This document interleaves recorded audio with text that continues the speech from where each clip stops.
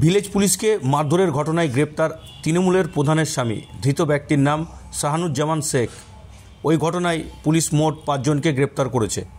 শনিবার রাতে হরিয়ারপাড়া থানার সরবপুর গ্রামের ওই ঘটনায় পুলিশ প্রথমে 2 জনকে গ্রেপ্তার করে রবিবার বহরমপুরের মুর্শিদাবাদ সিজিএম আদালতে হাজির করে।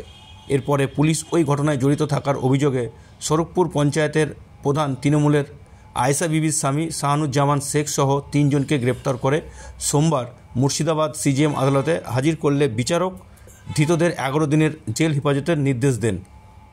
পুলিশ ও স্থানীয় সূত্রে জানা গিয়েছে, শনিবার সন্ধ্যায় হরিয়ারপাড়ার সরবপুর এলাকায় রাস্তায় পাশ দেওয়াকে কেন্দ্র করে মাইনুল শেখ নামে এক যুবককে মারধরের অভিযোগ ওঠে তৃণমূলের নেতা শাহানুজ্জামান শেখ সহ বেশ কয়েকজনের বিরুদ্ধে।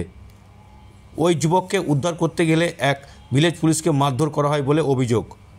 ওই ঘটনায় হরিয়ারপাড়া থানায় পুলিশ স্বতঃপ্রণোদিত মামলা রুজু করে শনিবার রাতেই গ্রেপ্তার করা হয় 2 জন অভিযুক্তকে। রবিবার রাতে মূল অভিযুক্ত তৃণমূল নেতা শাহানুজ্জামান সহ আরও 2 জনকে গ্রেপ্তার করে পুলিশ। সোমবার ধৃতদের সকাল 11টা নাগাদ বহরমপুরের জেলা আদালতে পাঠায় পুলিশ।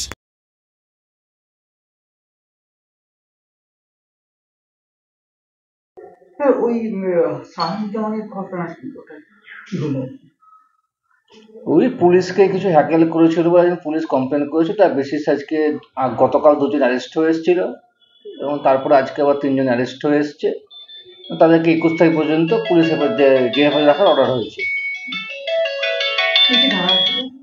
ওই 332, 333, 353 আইপিসি, বিএনএস 121, 132 বিএনএস। এখন জেলে থাকতে হবে, জেলে অর্ডার হয়েছে 21 পর্যন্ত।